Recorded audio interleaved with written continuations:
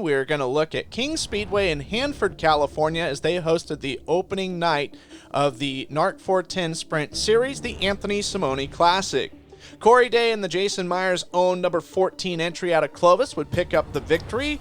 His first win of the 2023 season. Finishing runner-up would be Aromas, California's Justin Sanders, racing for the Mitri family. Shane Golubic in the Works Limited number 57 from Fremont was third. Chase Johnson of Pengrove was fourth, and two-time defending series champion Dominic Selzy rounded the top five in P5. Ashley Llewellyn of King Speedway got to catch up with Corey Day in Victory Lane. Here's what he had to say, and this audio is courtesy of Flow Racing. Corey Day picking up the feature win here tonight. I think this one, patience persevered. You passed Justin, he passed you back, and you passed him back again for the lead race. It seemed like the track out there, you guys started building a cushion, maybe some rubber on the track? No, not really. Maybe off the left rear and 3 and 4 a little bit, but man, I just got to give a huge, hats off to Shane. That thing was on rails. We kind of struggled all night with car speed, and I was having to really drive it hard to keep up with those guys and the pace they were setting. So we were stupid good right there, I feel. If that yellow wouldn't have come out in the beginning when I first got by Justin, I think we would have been going. But yeah, just huge hats off to my guys, HP, Eddie, Stefan, Preston, Jason, everyone else that's helping out here tonight. And got to give a huge thanks to Sanders Engineering, Durst, Myers Constructors, Four Seas Construction, Autry Plumbing, All-Star Performance, Factory Cane, just a long list of people that are on the 14 this year, and they believe in me, so huge thank you to them. The Western Race Saver Sprints were in action as well for the Anthony Simone Classic. Brooklyn Holland of Kerman would pick up the victory, her first of the season. Jesse Burks would finish P2. Phil Haynen of Visalia was third. Kevin Barnes Sr. was fourth, and Davey Pombo III rounded up the top five. It is so good to see you up here tonight in Victory Lane. You are the queen of King Speedway. How about that? So tell me about that race. You're following behind Kyle, and then he goes out. What are you thinking at that point? Oh man, at that point I was just trying to drive as hard as I can to get to the front. This has been a long time coming. I feel like I haven't been up here forever, but it feels so good. I can't thank my sponsors enough. AGT, Full Throttle Suspension, AB Racing with Davey and Kathy, Hostile Off-Road Wheels, West Coast Exhaust. Everybody who helps on the car to make this possible. You have a lot of people rooting here for you tonight. What are the rest of your plans for 2023? 305s, 410 racing, what events are you hoping to make? Just mostly 360 racing. If there's not much of that, we'll be back in the 305. Well, there you go. You guys give her one more big hand. Brooklyn Holland, your queen of King Speedway.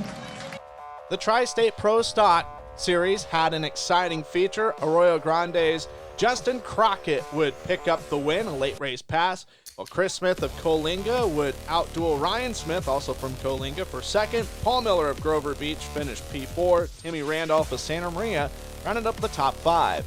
Make some noise, let them hear ya.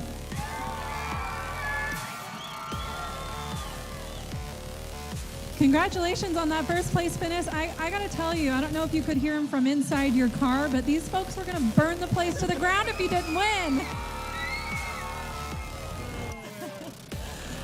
Tell us about your race. Well, we definitely came to burn her down. I knew that.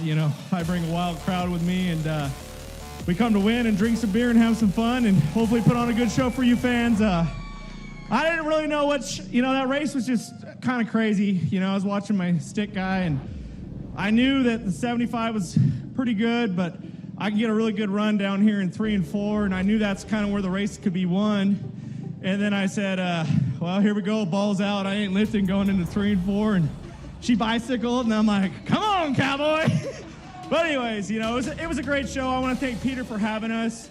I want to thank all my family that's here watching us, all the cousins, our workers, brother-in-laws, father-in-laws here, I want to thank Ashley, too. I'm going to embarrass her. And Maddie and all the kids. Like I said, my neighbors came, and I can't do it without my sponsors. Greg Langston's not here. He was getting sick, and without him, we wouldn't really be here racing. And Pappage Construction, C&D Bonding, Brand Creative, Club 21J T Motorsports, and Yeah, that's about it. I'm wore out. That was a good race, and I talk a lot. I'm sorry. No, that's great. All right, well, I'll step out of the way. I'll let you guys podium finishers get some pictures taken. Let them hear you guys one more time.